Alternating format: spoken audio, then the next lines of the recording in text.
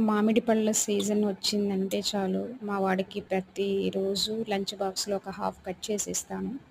వాడికి కట్ చేసి ముక్కలు ముక్కలుగా పెట్టడం కన్నా ఇలా మీరు ట్రై చేసుంటారు.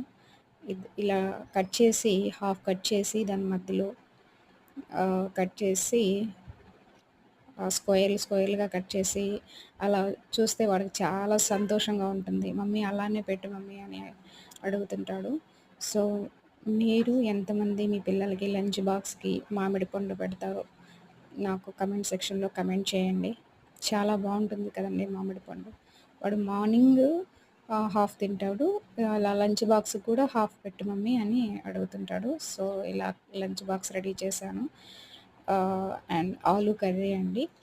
ఆలు కర్రీ అండ్ స్నాక్స్ లాగా తినేటప్పుడు అన్నం తినేసిన తర్వాత ఇలా మామిడి పండ్లు తింటాడు.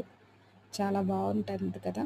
సో, మీలో మీ పిల్లలకి మీరెంతమంది లంచ్ బాక్స్‌కి మామిడి పండు పెడతారో నాకు కమెంట్ చేయండి. Thanks for watching my video.